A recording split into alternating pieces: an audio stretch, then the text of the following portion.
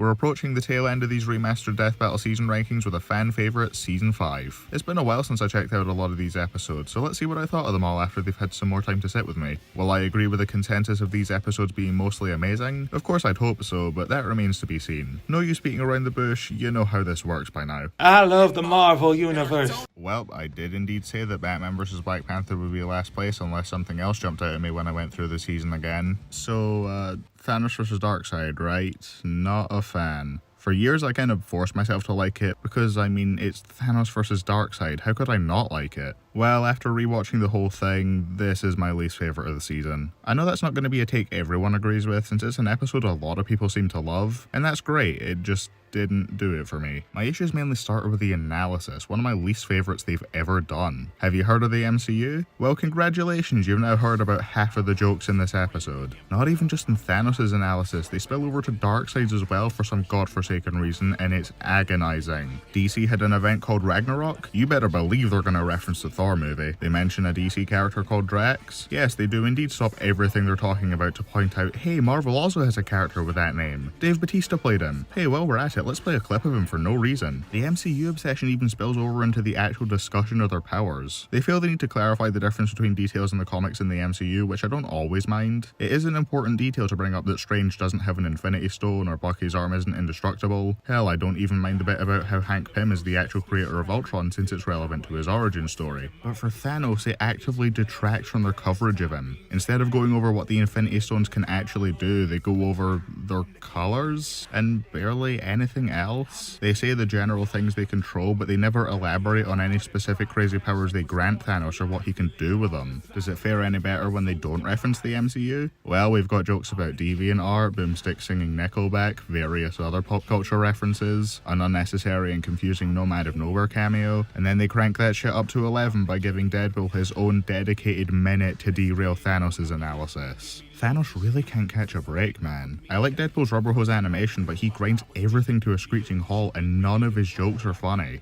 In the main analysis anyway. I do actually like when he cucks Boomstick out of the ending pun in the conclusion. That is the one joke I found funny in the episode. I usually like longer episodes like Naruto vs Ichigo, Goku vs Superman, and the Mega Man Battle Royale. Thanos vs Darkseid is one of the few episodes that matches those ones in runtime, but with me never enjoying the extended analysis at any point until the literal last second, the long length of it works against it since it just means I'm sitting through jokes I find groan-worthy for much longer. The fight is thankfully a lot better, but I still don't particularly like it. It's got a lot of good stuff. I think the opening is fairly solid with the foreboding start to the track and that super snappy wind up to Thanos' punch. I like Darkseid countering the gauntlet with a headbutt. The bit of Thanos distorting gravity is pretty cool. Darkseid not flinching when he slams a building through himself is raw as fuck. I smiled when the Thanos copter showed up, and the cosmic portion of the fight goes pretty high in scale, which I appreciate. In particular, the supernova into the black hole which Darkseid grows out of and crushes is sick. The rest of the fight, Street tier destruction doesn't feel that fitting for these two. Like with Hulk vs Doomsday, that can still work despite their world-breaking might because of the scale they're most frequently portrayed on. But with Thanos and Darkseid, it feels very unfitting with these two being cosmic deities and all that. Android 18 being hurt by rocks is one thing, but when I see Thanos with the Infinity Gauntlet being winded by a car slamming into him, or Darkseid prioritizing getting rid of some sharp bits of glass rather than Thanos, it feels very weird. They do go to a cosmic scale eventually, but it happens so abruptly. It leads to some not super great pacing.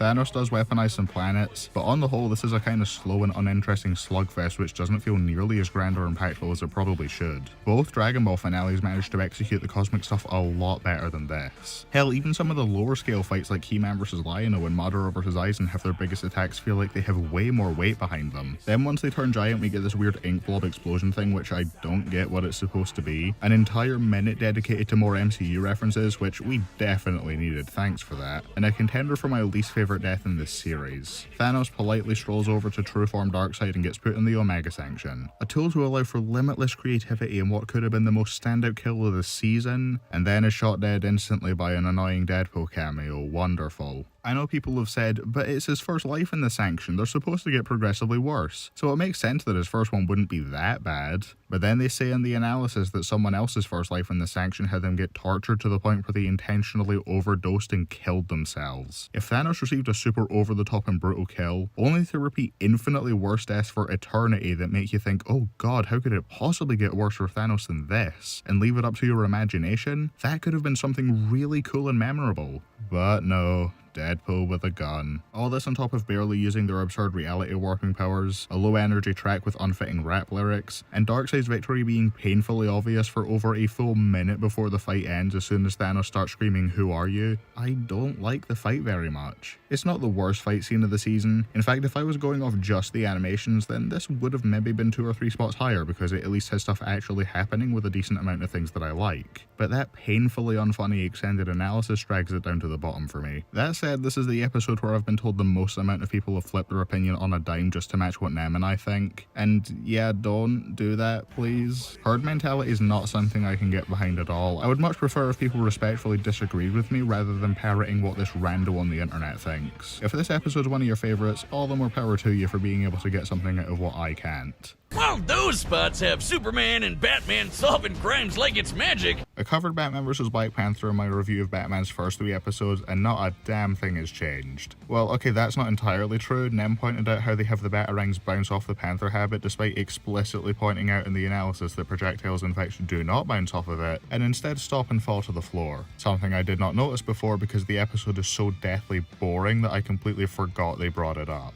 This is one of the blandest, least interesting waste of time Death Battle has ever done. They bring Batman back for a 3rd time, presumably to do something interesting with him, but they have him do less than in either of his first 2 episodes. Batman uses fewer gadgets and less strategy against Black Panther than he does against Captain America, and given that this episode has an animation twice as long and is happening several years later to where things are now being done on a more professional level, that is inexcusable. On the topic of Batman vs. Captain America, Bruce's Marvel opponent somehow uses a smaller variety of attacks this time around. Outside of just punching, Black Panther uses his claws and Captain America uses his shield. Except Cap at least switches things up between bashing Batman with it and bouncing it off the walls in the alley they're fighting in. And that would be fine if they both had the same amount of things they could do, except that is Cap's entire arsenal, while Black Panther has all these interesting sounding gadgets and weapons brought up in his analysis that the fight likes to pretend don't exist. Throughout the entire animation, there are maybe 3 or 4 shots I like, totaling to about 15 to 20 seconds. I like this bit at the end before the death, I like the J-pop at the start, I like this exchange of attacks. That's it, that is everything I get out of this. The rest is painfully low energy, with attacks constantly having this lag after hitting. It is outdone in fluidity and impact by episodes from the first 2 seasons. We are on season 5, how is that even possible? This might be a worse overall episode than Thanos vs. Darkseid, but I still prefer this one ever so slightly given that it had less potential to squander, it didn't let me down as much for a match I was really excited for, and I found it more boring than actively annoying. Also because it's like 10 minutes shorter, so it's over and done with way quicker. I'm actually at a loss for what else I can say about this episode because I poured every single iota of what little emotion this episode makes me feel into that other video where I somehow went on about it for 6 minutes. I honestly do not have it in me to talk much more about this episode because it is that uninteresting. I've pushed my investment in it to its limit already, anymore and I just might deteriorate. Congrats! You beat the shit out of a fucking blind guy! Nightwing vs. Daredevil is honestly not as bad as I remember. At least the fight wasn't anyway. It's bland as fuck, don't get me wrong, and with Red Hood vs. Winter Soldier now making its existence obsolete by being better in literally every single way, I now have no reason to ever go back to this one. But I didn't hate it. I used to have the issue of finding none of the hits that impactful, which I don't think is that bad anymore. Not just because the sound design helps to make up for some attacks that don't feel like they hit, which makes sense since the actors can't be expected to actually beat each other, but in a fight between 2 street tiers, I'm not expecting impact on par with Hulk vs. Doomsday. The fight's actually fairly well choreographed. There are some cool shots here and there. I like the bit where Daredevil's shockproof suit tanks the stun batons and then he bounces the cane off the car. They take advantage of the live action style by having the characters need to take a moment to breathe. They have Daredevil block attacks without looking and then take the advantage when everything goes dark. The costume design is great, especially on Daredevil's end. There's some really solid stuff in here,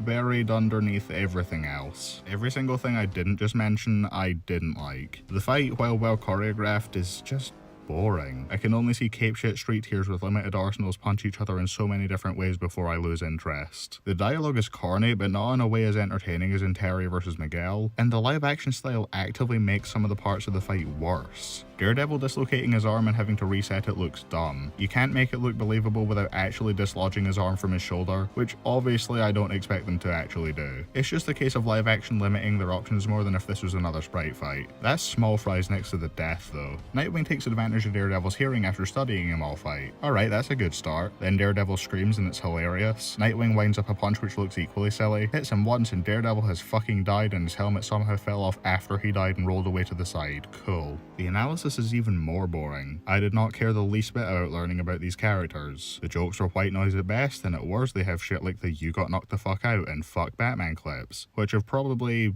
definitely aged the video horribly. I was gonna give this a 4 out of 10 initially because the fight has some good stuff, but there was no point in the analysis where I was entertained or interested in what was going on. Also, they bring up all these clearly superhuman feats and then at the end they say, well actually neither of them is really superhuman. The more I think back on the episode, the less I like it. Moving on. Shut up!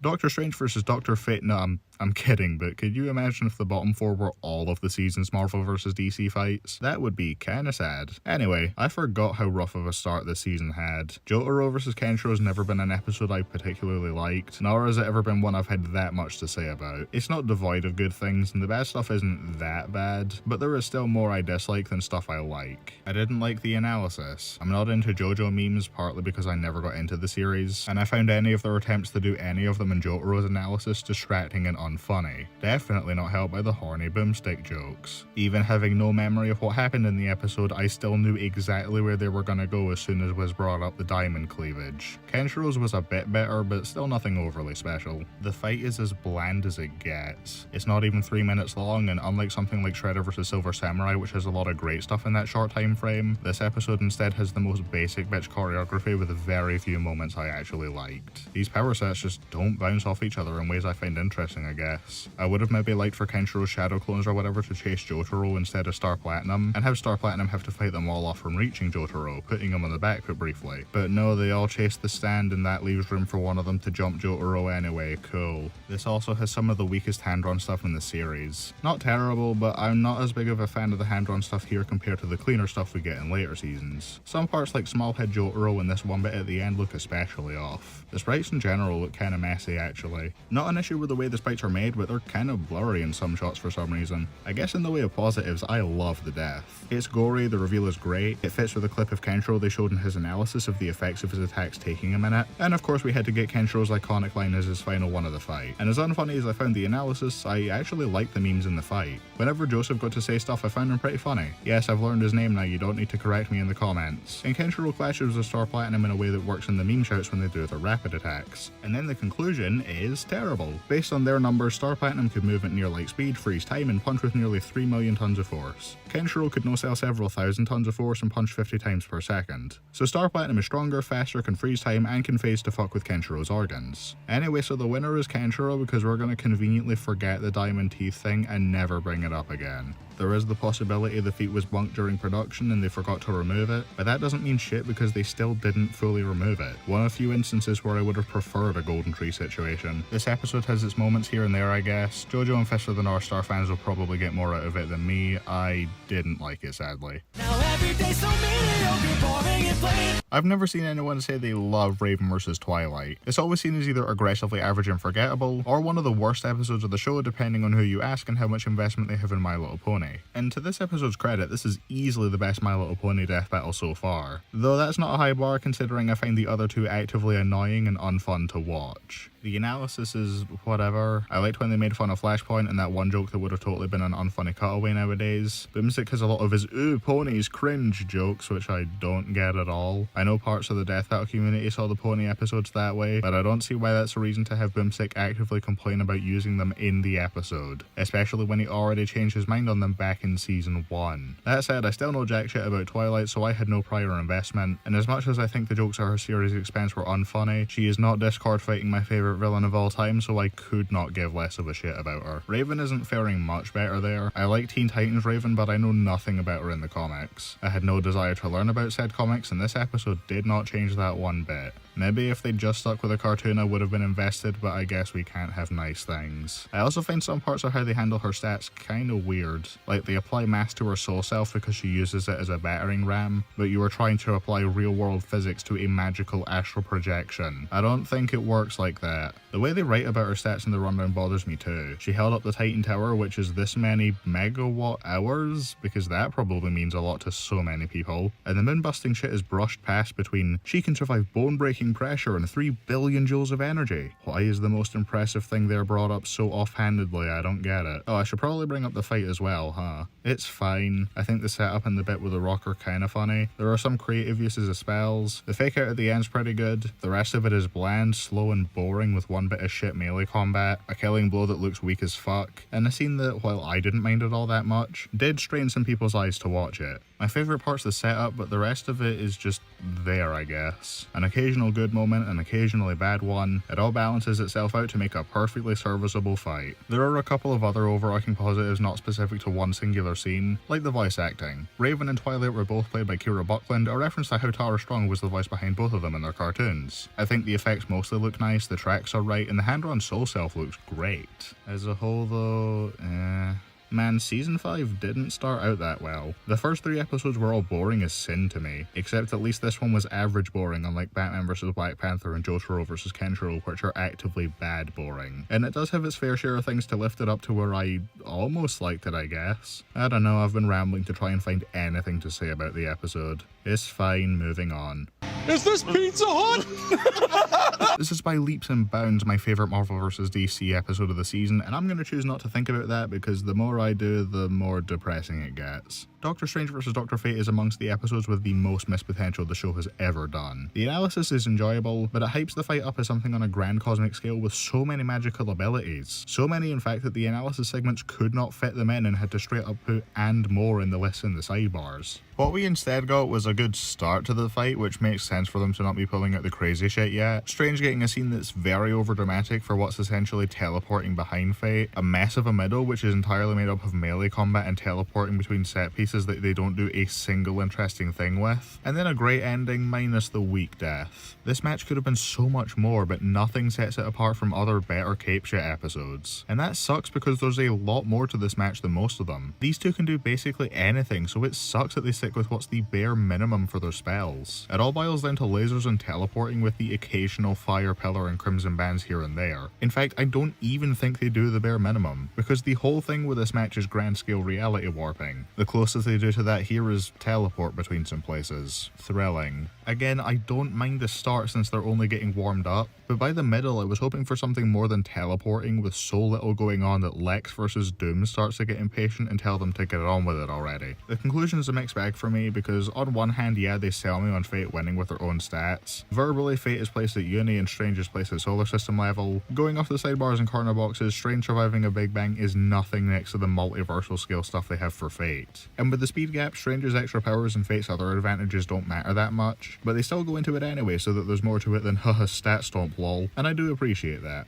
On the other hand, they don't sell me on this match being close. Ben said this was a 51-49 split in Fate's favour, but based on their own numbers, I cannot fathom how that's even possible. The way they present it makes it look like one of, if not the biggest stomp they have ever done, but I guess this was an extremely close match, sure. I would have probably had this below Raven vs. Twilight, but the ending of the animation is what saves it. Not the death, that's poodoo. 3 gods who can bend reality and we get more lasers, oh goody. The load-bearing limb and Infinity War disintegration are way funnier to me than they should be, but outside of that, I think the ending to the fight is fucking great. Strange shifting his cloak blindside Fate to remove his helmet once he's figured out how his powers work is cool. It makes use of the set piece for once in the fight, and actually would have had me thinking Strange was going to win if I wasn't spoiled on my first viewing. I like that Kent decks Strange in the face during his monologue, and the comedic perfection of his poorly timed line is another thing that's very funny to me. Fate gets a cool line, brings his helmet back to him while Strange is confused about what the fuck he's talking about, and True Fate's existence alone is putting Strange on the back foot to where he has to go into Fate's mind to stand a chance. Coupled with a great track and good hand-drawn stuff that feels way less off to me here than in Jotaro vs. Kenshiro, despite being in the same style, it's a shame that the actual ending to the fight sucked because I loved the rest of the finale. Despite how much this disappointed me, it's still a decent episode. Though since I wrote this segment, they did do Wanda vs. Zatanna, and that episode is kinda just a better version of this. Kinda makes this one's existence obsolete, but I still enjoyed it. More like a Mario combat, right? Right? I'm kidding.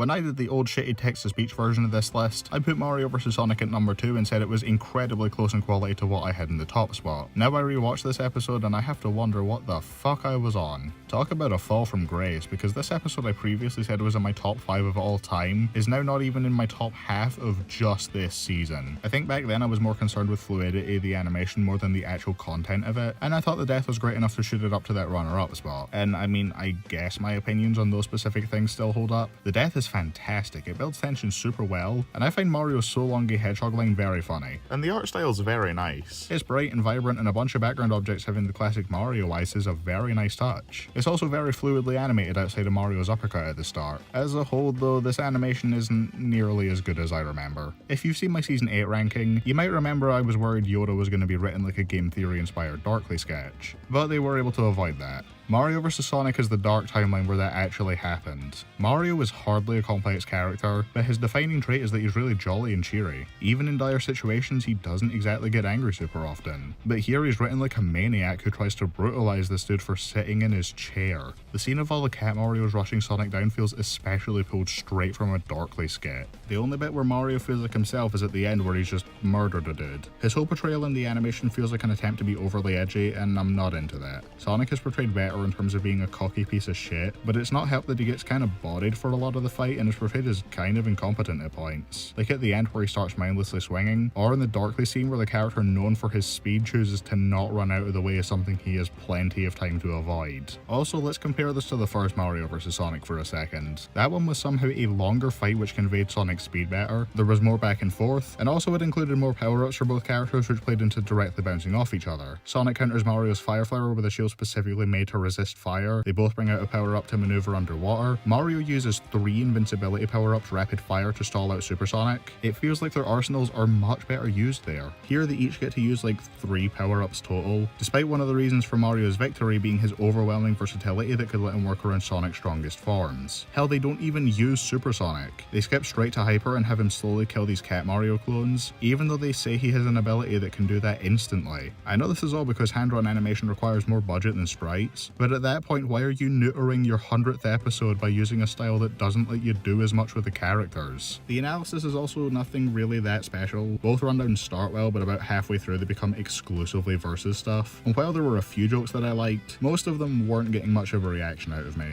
This is the episode that introduced the animated cutaway gags as they are now, and I think they're used pretty well here actually. I like the bit in the conclusion where Wish shows off more interesting power-ups than Mario himself used. I like the boomstick any % beer speedrun in Sonic's analysis, and the rest of them were fine enough. Even if the jokes themselves weren't hitting me, I like that they breathed more life into the otherwise dry respect threads. So overall, I'm sure you think I dislike the episode, but not at all really. I know the segment's been pretty negative, but that's because I kinda had to explain why this one dropped down so much further than before. There's quite a bit that I do like. The opening joke with Mario ripping off his skin to reveal his clothes underneath was great. The bumper sound effects when Sonic bounces off the trees was a nice detail. The reveal of Invincible Mario was neat, and I love how they managed to make his Let's Go line sound actually cool somehow. The voice acting in general is really solid actually. The entire climax with him rising to space and then shattering the moon is awesome in spite of the obviously looped animations, and the joke after with them falling from space is pretty good. And like I said already, the death is excellent. That much does still hold up as top 2 of the season for me. Retro Rivals is an amazing track too. It's fun and bouncy, managing to work in musical callbacks to both series. My favourite bits are the Superstar music when Mario first goes invincible, and when it gets super dramatic at the end. Overall, this is a decent episode that I still enjoyed. It's certainly got a few amazing aspects, though the overall package isn't one I can say I loved. If I want to go back to watch this match, I think I'd honestly be better off with the original.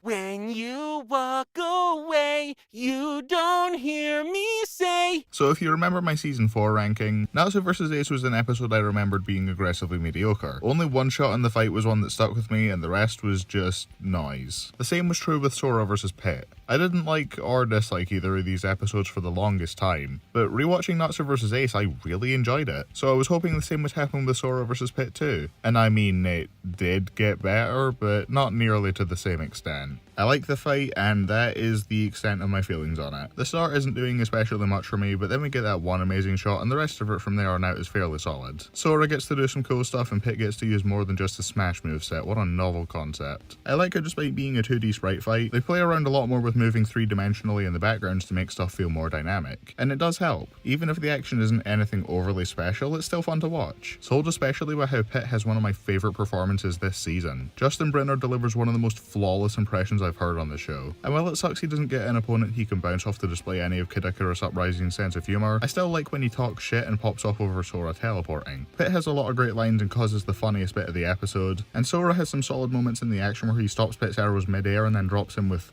telekinesis or something, I don't remember. They both get to excel in different areas to very different extents. It all adds up to a fight I think is good, though again nothing overly special. There's not much that it gets wrong either. I guess the death sucks and Pit's 3 sacred treasures are wasted, which is disappointing. I don't like Nick's goofy voice that much either. I don't know, there's not much to talk about with this episode. Analysis is good too. It has some jokes I like, they poke fun at stupid stuff, but not in a way that I find nearly as funny as in Ragnar vs. Soul. My favourite bit is the visual of 200 T-Rexes being tossed into space. I like their end clips as well. I am already out of things to say. But Crash isn't really dumb, he just lacks communication skills.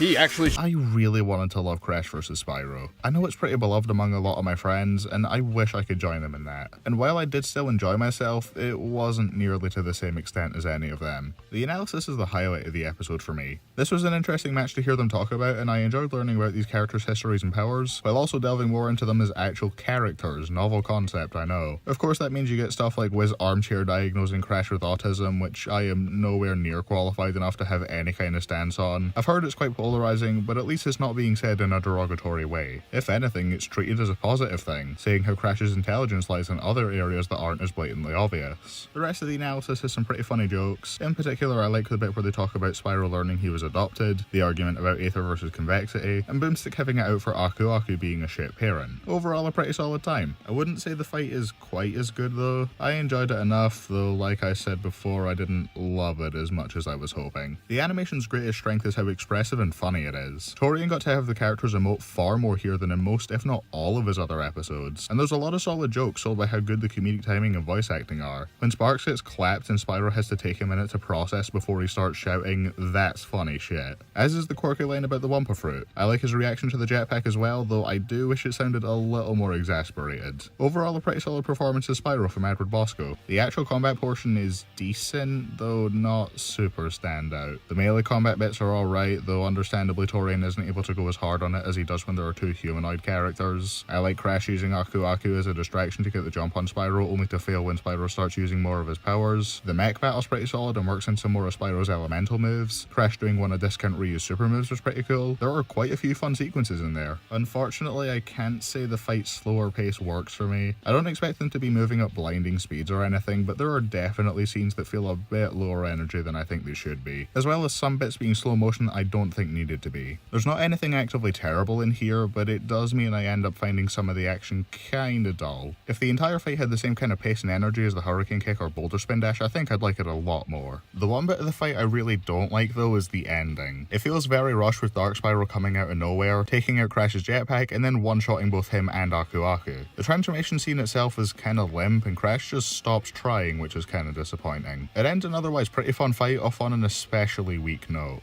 I do at least like the music getting a little more intense. In fact, the music as a whole is good across the entire fight. And Crash getting disintegrated is fine with me, since I don't think he's the kind of character that especially needed a gruesome and bloody finisher. Though that still means this is just a boring disintegration death with some not very good build-up, which, overall, yeah, this is a step up from most other kills this season, and that's a little bit sad. This might not be an episode I love by any means, the peaks aren't nearly as high as other episodes, but it's still a decent fight with a pretty funny analysis that I enjoy overall. I'm not going to think about it particularly much, but I would still happily rewatch it. Why are you so old? Roshi vs. Jiraiya has always been an episode I liked, but never one I found myself loving. I mean, the fact that I like it at all, given how episodes like Rogue vs. Wonder Woman, Chun-Li vs. Mai, Ivy vs. Orchid, and so on went, means that this episode was able to avoid a lot of pitfalls. The analysis has jokes about the characters being perverts with Boomstick being thrown into the mix, but it isn't the crux of the episode. They're still able to have other jokes I find funny, like the high-fiving toads, and the one where Boomstick says Gesundheit and Wiz thanks him instead of being confused. The episode has a good amount of solid smaller lines like that, which which I appreciate them not stopping the analysis completely for them. Even the pervert jokes they make are not awful for the most part. I like the one where Boomstick is impressed at Roshi's drive in his late 300s, then Wiz starts by trying to argue against it, but instead ends up agreeing, no, you're right actually, that's medically pretty impressive. The cutaways for this one also start pretty strong. I like Boomstick reenacting everyone's childhood, and then they have a good bit of physical humour with a beer can, something that takes full advantage of the new animated host segments and wouldn't be as funny without the visuals to go along with it. That is the only cutaway I like though, because the next one is an awkwardly told masturbation joke, and the next one makes this an episode I have to keep off the table whenever my friends and I rewatch older episodes in a call, because I do not trust half of them to behave themselves. It does end strongly in the conclusion with Boomstick punching Wiz's lights out in the end though. Oh, and I really like how Roshi's analysis opens with showing how he paved the way for his greatest pupil's greatest achievements, then closing Jiraiya's showing the tragic end to his story and how he was able to send one last message to his own greatest pupil. Overall, the analysis is good, as is the fight. This animation, much like Dan vs Hercule, takes a different approach from most Dragon Ball FighterZ death battles done. Instead of going for super fast-paced combat with amazing displays of raw power, Roshi and Jiraiya fittingly have more of a focus on skill and technique. Roshi holds an obvious power advantage for most of the animation and takes the lead in a lot of their hand-to-hand interactions, but Jiraiya is able to work around that by trapping him in a toad, blocking his attacks, hypnotizing him, and by using shadow clones and summons to keep Roshi distracted for long enough to activate Sage Mode. My favourite bit of the fight is when they take it to Roshi's house. Not just because Gamabunta is goated, the get off my lol line is my favourite one in the episode, or the great hand-drawn stuff, but it has the awesome I've been on the beach this whole time reveal, which I think is the highlight of the fight in regards to showing off either of their strategic prowess. I can't say I'm too into how the fight ends though. Roshi rushes through charging the Kamehameha, which makes it feel not nearly as grand as it should. I do like Jiraiya's Rasengan powering through it though. Jiraiya hypnotizes him, goes to kill his soul, then Roshi's dazed body continues to fly forward with his fists out and it hits Jiraiya with enough force to rip him in half. Okay. For as smart as Jiraiya's been this whole fight, this seems uncharacteristically dumb of him to leave his own body wide open like that. Also, he goes for Roshi's soul, even though they say in the analysis this technique is used to leave the physical body open for an attack.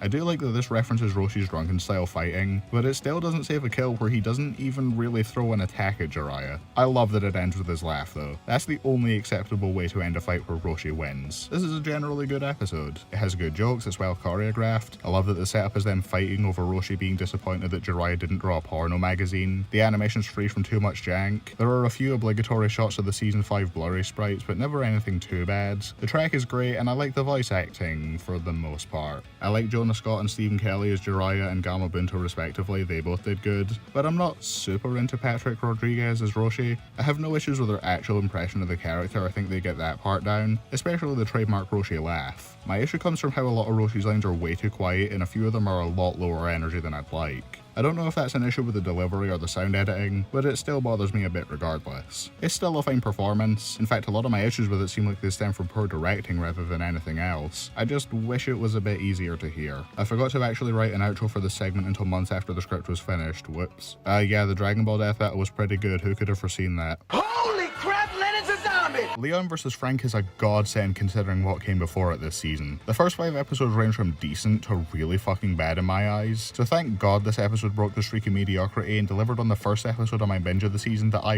really liked. Analysis wise, it's nothing special. Jokes were fine, coverage of the characters was interesting, wasn't a fan of them making a joke regarding Stephen Hawking's death barely 2 months after it happened, but it clearly wasn't intended in bad taste, so Some people dislike the conclusion because they compare Leon's limit of his strength to Frank casually swatting stuff away and claim Leon is stronger, even though the gap isn't that big. They still cover their bases well enough by saying that even if Frank was stronger, Leon's speed and skill would still win out in the end. I don't agree with them saying he can dodge lasers when he's really just staying out of the line of sight of the machine firing them, but oh well, it's not like Frank can dodge lasers either. In terms of the fight, it gets better and better as it goes along, and then ends on a super weak note. I'll get that low point out of the way first since it's the only part of the fight I strongly dislike. It has some good build up. I like that Leon has to get creative himself to overcome Frank's own creative arsenal by using a zombie as a platform to jump out of the ice tornado, and the epilogue shot of Frank's zombie head is neat as well, but the actual kill itself is lame as hell. I've been told Frank's directly survived RPG blast before. That part doesn't bother me since they say Leon's rocket launcher is far more powerful than a normal one. What bothers me is that in a fight where the main focus is on creativity with limited options, the death ultimately comes down to a basic bitch explosion. Frank doesn't even try to avoid the rocket or shoot it out of the sky with his icicle gun. He sits and accepts it because that's always fun. fun. That's my only major complaint with the battle though. There are some other dumb bits here, like Leon shooting the hammer here instead of Frank despite it being a smaller target and much less vital to winning the fight, and this grenade taking ages to reach its destination. But the rest of it, while not as clean as modern episodes, is still a well animated and above all else fun fight. Leon clearly takes the edge early on when he and Frank are both using conventional weaponry, but he starts to struggle more when Frank brings in his wackier weapons and he has to balance fighting him with the zombies. Oh yeah, this is another Batman vs. Black Panther where the middle of the fight has them stop to fight background NPCs, except here I think it works. Not just because the fight keeps its high level of energy with no bitch ass default walk cycles, or because it's choreographed in a much more interesting way than Batman and Panther vs. two regular ass lions, but because it actively benefits the portion of the fight where Frank uses his electric crusher.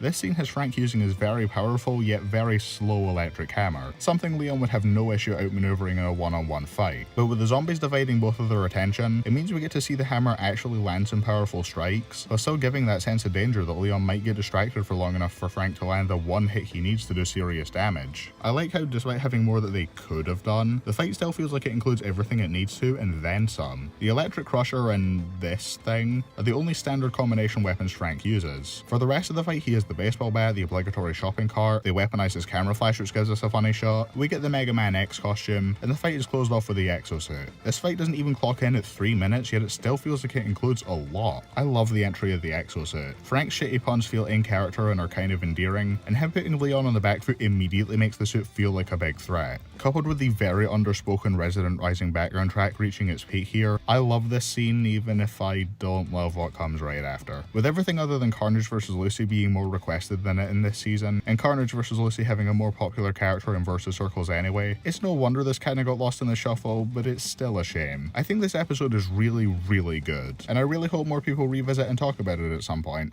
It goes really well with my giant robot.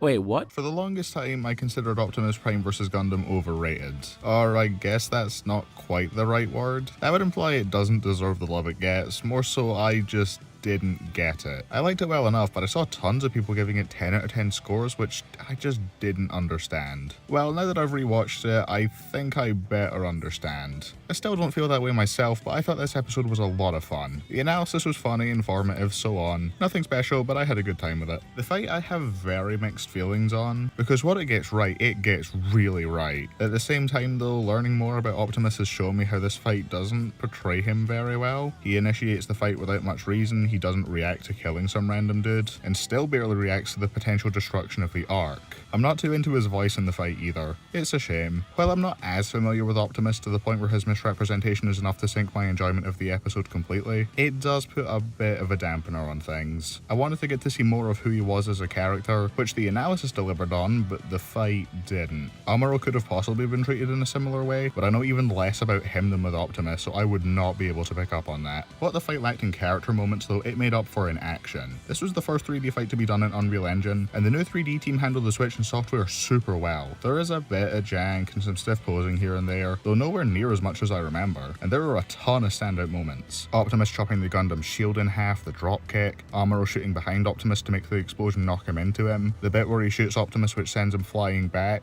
to where the Gundam and planet weren't before? What? Regardless of that one bit of minor inconsistency, the first half of the fight is good, and the second half is even better. The visuals of the better rendering software here pop even more than when they were in space, and there are so many cool shots. Optimus jumping out of the dust cloud, dragging the Gundam across the ground, kicking him and spinning his tire against the Gundam's head, Amuro stabbing Optimus through the arm to pin him to the ground. God, this fight's so fucking cool. I like Amuro's last line before the ending as well. That's all I like about the death because it's honestly kinda lame, but the rest of the action is so good.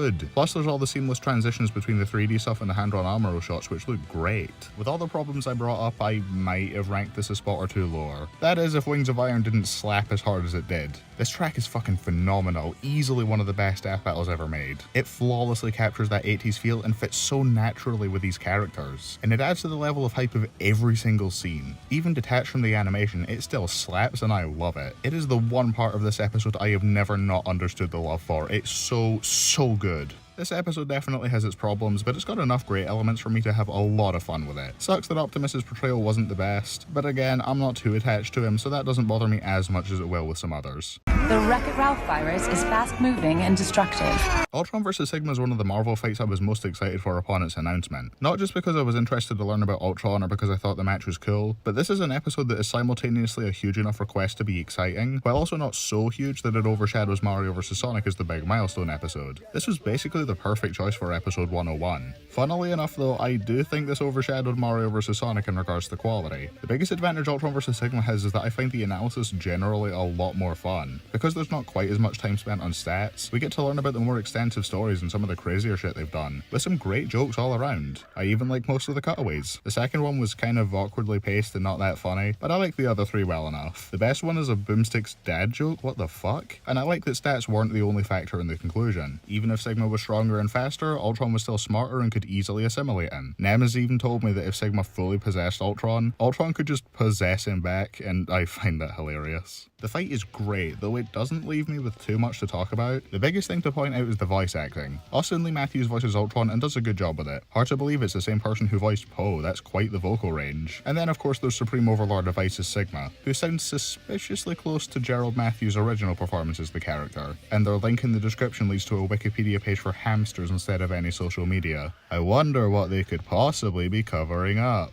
Anyway, both performances are spot on and they have good lines to work with. I think my favourite line in the fight is Ultron saying buzz off as he knocks Sigma into a bee. That's amazing. Onto what happens in the fight, the combat's well animated. I like the army fight at the start, the kaiju fight at the end's pretty cool, and the rest of the standard 1v1 fighting is enjoyable. There are a good few standout shots here, like Ultron grinding Sigma's head in a helicopter blade, the first appearance of both of their kaiju bodies, Sigma's teleport spam, the first person perspective shot. There's so much good stuff in the animation. Very little of it stands out as amazing. This isn't hitting peaks nearly as high as a lot of other episodes, but there also isn't much holding it down. The analysis has the whole he's weak to viruses but not really thing, and in the fight my issues are fairly few and far between. There's the weird looking crop on this Ultron sprite, the shot that was cut out here that you can only find in the Infection Perfection music video, and the ending being kind of abrupt. It feels like this one ends a little bit out of nowhere, with Sigma not currently being at a huge disadvantage, so he doesn't have much of a reason to try and assimilate Ultron more than he did at any previous part of the battle where he was actually losing. But also, I like the kill. I like how nonchalantly Ultron reverses the possession and takes Sigma out instantly, showing his utter domination over the Sigma virus. And Sigma technically isn't even killed. You can interpret it as him being left alive and being left as a puppet of Ultron for the rest of his life. And given that he's an AI, that means forever. He didn't die, but what he got was arguably much worse. Still feels kind of abrupt in that it had to cut into the kaiju fight as soon as the budget started to run out, but this was one of only 4 good kills this season, so I'll take it. I guess one last minor gripe I have is that I wish we could have seen Sigma use his fire attack to gain the upper hand, given that they mentioned Ultron's weakness to heat. This isn't as much about missed potential since I'm fine with how much they gave Sigma in the fight and I like seeing how Ultron's adamantium body let him no-sell all of it. There's just that one interaction I wish we could have gotten. This episode's a lot of fun, as is tradition for most Mega Man death battles. Oh, and would you look at that, this was Liam's first episode as a writer. I wonder what else he could have possibly written during his first year with the job. Hey Carnage, do you have any idea what Ligma is? Your friend's a mass murderer!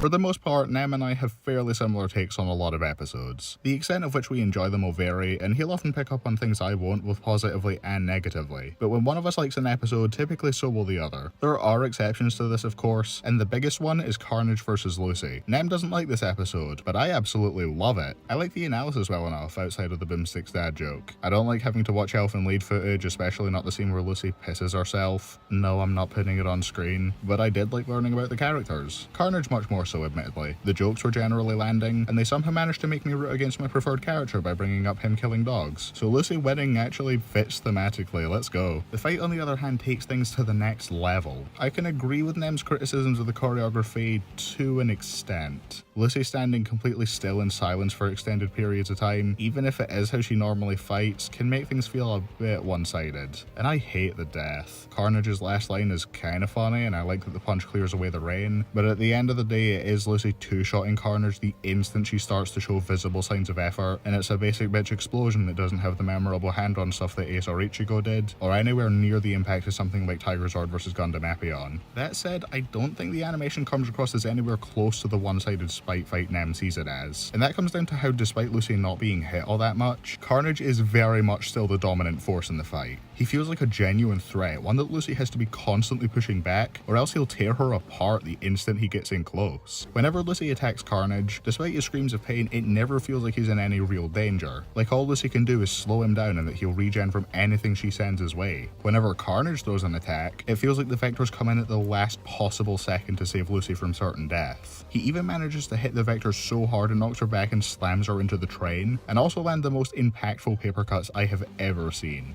Granted, it would have been cool if we got to see Lucy overpowering Carnage's possession after said paper cuts like the researchers apparently still argue, and actually get some visuals to indicate she's struggling, but oh well. She might not show those signs of effort for the most part. I mean, she does look scared at some points, but she never grows her horns until the final attack and never starts to melt at any point. But her effort is gotten across on the audio side of things with the grunts and such. So choreography wise, I think it's fine. What else does it have going for it? Pretty much everything else. The animation is mostly up to par, with only a few bits of stuff that look janky or the obligatory season 5 blur that the sprites have in some shots. The hand-drawn stuff is great. It's all very expressive and generally well drawn. The voice acting is great overall, with Chris Guerrero in particular delivering one of the best performances in all of Death Battle as Carnage. He captures the character's sheer insanity perfectly, not just with the line reads, but with every maniacal laugh he lets out, and every time he starts fucking roaring. My favourite line of his is the "It's raining, you're bleeding" bit, which is the highlight of the fight to me, not just because of the line delivery, but because of the atmosphere and music. They're amazing all throughout. The rain and dark sky give off an eerie atmosphere that few other episodes can claim to match. Coupled with the music cranking everything to 11, this scene is the shining example of this fight's atmospheric strengths. The start is incredible as well. It is a very effective tone setter for the rest of the fight. I love this episode so much. For every misstep, there are a bunch of other things it gets right to not only pick itself up, but shoot itself forward into greatness. I can see why Nem doesn't like it, and why Carnage fans especially wouldn't be too enthused about the character not getting a lot of hits in, but there are plenty of individual scenes and overarching positives that more than make up for that in my eyes. But no, Carnage should not come back. No more symbiotes, please, I beg. This is the only episode to feature one that's better than decent. You start thinking Rio is like adorkable. Ryu vs Jin was exactly what this season needed. This capped off the mostly mediocre first half of the season and served as a gateway to the rest of the year's banger episodes, and also some Marvel vs DC ones. As good as Leon vs Frank was, I think this is the first episode of the season to stand out as something truly exceptional. The analysis is great. Despite the occasional unfunny line here and there, the jokes generally landed for me, especially in Jin's analysis, and Ryu's felt different enough from his first to where I feel his return was justified. The conclusion's also good, even if they don't compare their speeds and forget about this bit in Jin's corner box, but they cover the rest of their base as well. The fight though, this is one of the most exciting 3D fights in this series, and I think this is the best martial arts fighting of any death battle. Not just one of them, I think this takes the top spot. I think the closest any other episodes get in that regard are Snake vs Sam, Balrog vs TJ, and Machamp featuring Goro, all of which I prefer over Ryu vs Jin as overall episodes, but specifically in terms of the martial arts choreography, Ryu vs Jin has all of them beat. Every attack is fast, fluid, and readable. It's always fast enough to keep me excited, but never too fast to where I start to lose track of what's going on. The camera always moving to keep up with the action helps to make it feel so much more dynamic, and gives everything this constant feeling of motion, and it's practically perfectly paced too. It escalates from standard hand to hand to super moves to their higher forms so naturally, and knows exactly when to pause and let stuff sink in. Much like other Street Fighter episodes, the sense of escalation as they get more and more into their fight is so well done.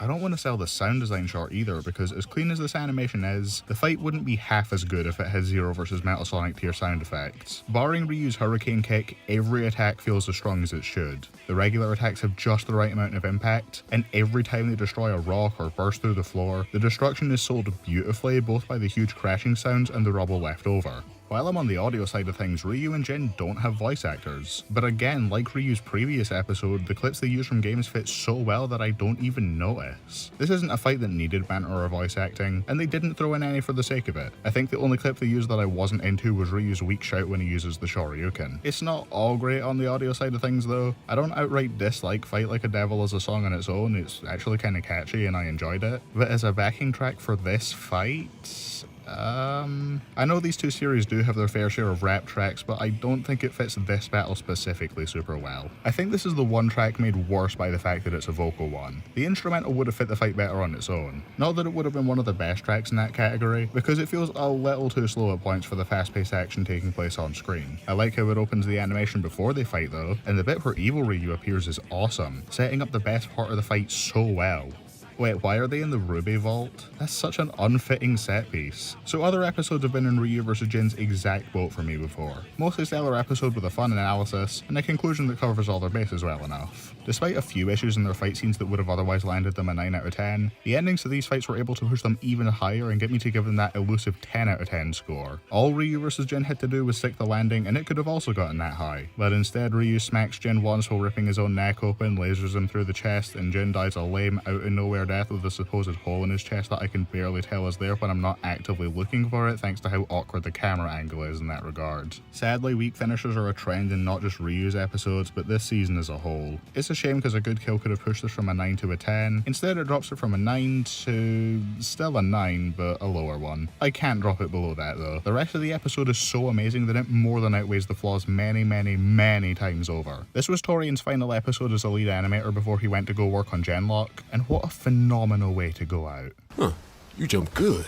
Where do I even begin? Samurai Jack vs. Afro Samurai is a borderline flawless episode that took over 3 years for anything new to even have a chance of topping it. Nothing else in this season, or even the next two for that matter, is even remotely close to this for me. This animation is Luis's magnum opus. He got drunk at a company party, jokingly suggested that he could animate an entire episode in his hand-drawn art style, and then instead of backing down when he sobered up, he decided, well, I'm in too deep now, time to make one of the greatest fight scenes the show's ever seen. I love how the art style of this animation looks. It's super pleasing on the eyes and fits both characters well. While Jack fits more naturally into the more simplistic visual style compared to Afro's home series, the shading over Afro's eyes helps to emphasize how he comes from a show with a darker tone. And with the background being foggy for the most part, it means resources that would have otherwise been diverted into drawing those got to be put into improving the action, which is excellent. The sword fighting is practically flawless. Much like Ryu vs. Jin, it goes fast enough to be exciting, but not too fast to where I'm losing track of what's going on or thinking it doesn't fit. What's even more impressive is that these two don't have any special abilities or such that can add to the choreography. Jack's sword can absorb energy attacks, but Afro doesn't have any of those. Jack can jump good, but where are you going to work that into a fight that mostly takes place on a flat surface? Well, this episode's greatest strength is that, unlike some episodes with boatloads of potential that have to do the bare minimum due to budget and time constraints, Jack vs. Afro was a fight with borderline no potential that they managed to squeeze every last drop of creativity out of it that they could. Afro uses a cigarette he's smoking to blind Jack, which shows he's willing to fight dirty. Afro cuts the bridge to drop Jack. Jack falls down, but they actually work in the jumping good meme in a natural way, which further shows Afro's lack of code of honor and Jack's naivety. This episode is the master of taking a matchup with conceptually very little and working in every little bit of their unique abilities, their fighting styles and personalities. Hell, even the set piece. The environment plays so many key roles in the fight. They fight on the rope on the side of the bridge with no issues to show their skill. Jack uses the reflection in the water below to see Afro's final attack coming and strike back at the right time. Holy shit, this episode makes the most out of everything it has. They also expertly show how deadly both of their swords are. Throughout the fight there are only about 5 hits landed, each of which causes massive visible damage, whether it's a scar across the stomach or an entire lost limb. Unlike other sword fights where characters will take a big slash across the body and only cough up some blood and be fine, or treat it like they were hit with a blunt instrument, these swords feel genuinely deadly, and like one small mistake from either will open them up to the one hit the other needs to take them down. This is sold even better than in Shredder vs. Silver Samurai because there's no, let's throw in this combo string at the start which could be cut from the episode completely and nothing would change. The music is amazing too, one of the best instrumental tracks in the show. The one bit of comedy is really funny, I like the voice acting overall actually. The cuts to silhouettes make certain shots feel way more impactful. The death is the single greatest one-stroke duel they've ever done and it isn't even close. Eat your heart out, Ryu vs. Strider. What else can I even say about it? It's amazing, anyone who's seen the episode will know that by now. It's Samurai Jack vs. Afro Samurai. In the way of negatives, there is hardly anything to go over. The headband flapping in the wind looks a bit weird I guess, and I don't like how the aspect ratio changes at points. It's fine later on, but at the start some of the cuts are a little bit jarring. That is the level I have to stoop to in order to find literally anything in the fight I don't love. Some would probably complain that the fight is super short, barely exceeding 2 minutes, but with an art style that requires way more time and effort than pretty much any other 2D fight, plus how they managed to include so much in a fight with so little to do that season 1 probably could have gotten away with doing it, this being a short but sweet package is not something I'm even going to be remotely bothered about. In an episode with such a highly regarded fight scene scene, the analysis would have a hard time sticking out. But actually, this one's amazing. I don't like the Boomstick's imaginary friend joke, and the conclusion compares tons of force with tons of TNT and durability, but other than that, I have basically no issues. The jokes land, I got a good understanding of the characters as an outsider to both series. Afro has possibly the greatest end clip in the show. It's the cherry on top to this 10 out of 10 masterpiece of an episode.